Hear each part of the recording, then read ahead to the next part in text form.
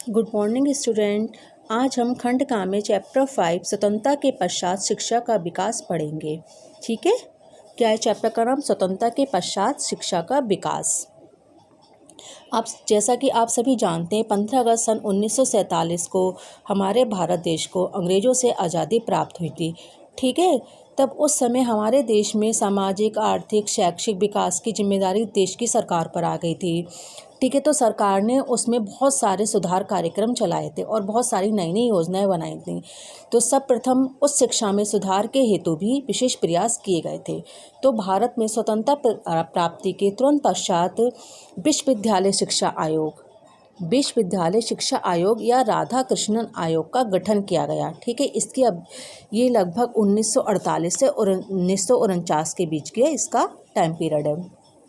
ठीक है, वो क्यों है? क्योंकि 14 नवंबर 1948 को तो इस आयोग का गठन किया गया था।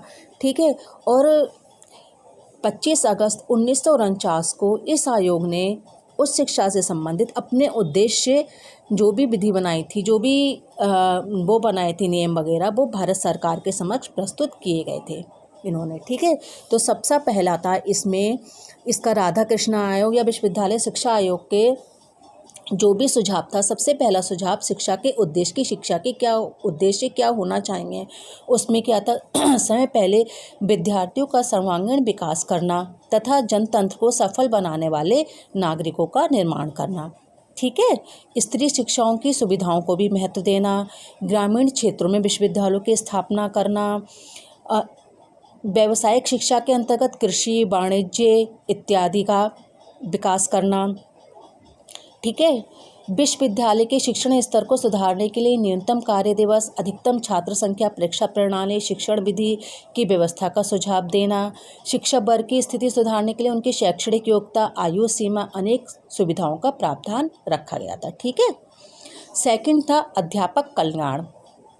इसमें क्या था भाई? अध्यापकों के महत्व का, इन्होंने शिक्षा में अध्यापकों के महत्व को स्वीकार किया और इस अध्यापकों के महत्व को स्वीकार करते हुए इन्होंने अध्यापकों की सैलरी में, अध्यापकों की सेवा में सुधार के लिए उन्हें भविष्य निधि, जीवन बीमा, पेंशन व आवास की सुविधाएं भी देने की सिफारिश की। फिर उच्च शिक्षा का स्तर। उच्च शिक्षा के गिरते हुए स्तर को सुधारने के लिए आयोग ने विश्वविद्यालय व कॉलेजों में छात्रों की संख्या नियंत्रित करने के लिए विश्वविद्यालय शिक्षा से पूर्व 12 वर्ष की शिक्षा प्राप्त करने का सुझाव रखा। ठीक है, जैसे आप 1 to 12 तक की शिक्षा जो प्राप्त करते हो तो 12 वर्ष की शिक्षा प्राप्त करने का सुझाव रखा। कम से कम 180 कार्य दिवस रखना, पुस्तकालय को समृद्ध करने, प्रयोगशालाओं का आधुनिकीकरण करने तथा उत्तीर्ण प्रतिशत बढ़ाने का भी इसने सुझाव दिया। फिर आता है आपका नंबर 4 अध्ययन पाठ्यक्रम। ठीक है, इसमें विशिष्टीकरण की अति को दूर करने के लिए आयोग ने सामान्य शिक्षा के सिद्धांत को अविलंब अपनाने का सुझाव दिया। फिर है शिक्षा का माध्यम। ठीक है, शिक्षा के माध्यम में क्या है?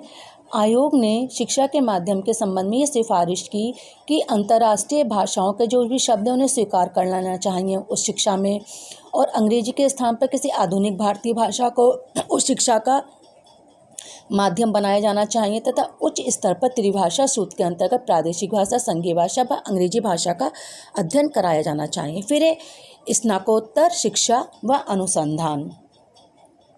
ठीक है, स्नातकोत्तर शिक्षा व अनुसंधान में क्या था? आयोग ने कहा कि स्नातकोत्तर पाठ्यक्रम में एक विशेष विषय का अध्ययन व अनुसंधान विधि को रखा जाए। ठीक है, फिर है धार्मिक शिक्षा। धार्मिक शिक्षा ने आयोग ने कहा कि हमें सभी धर्मों की शिक्षा व जो सभी धर्मों के महापुरुष हैं उनकी जीवन वृत्तांतों को पाठ्यक्रम में स्थान दिया जाना चाहिए। ठीक है, जिससे छात्रों में सभी धर्मों के प्रति आदर भाव, सम्मान उत्पन्न हो, किसी भी धर्म के प्रति उनके मन में कोई भी दुर्भावना ना हो। फिर है छात्र कल्याण। आयोग ने छात्रों के हितों को ध्यान में रखते हुए विश्वविद्यालय तथा कॉलेज में छात्र कल्याण परिषद बनाने का भी सुझाव दिया।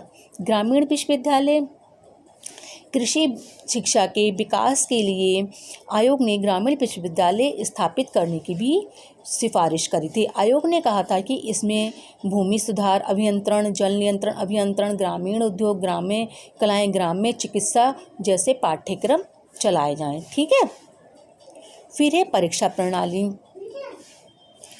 आयोग ने परीक्षा प्रणाली में थोड़ा बहुत परिवर्तन करने तथा वस्तुनिष्ठ परीक्षा का आयोजन करने की महत्वपूर्ण सिफारिश की।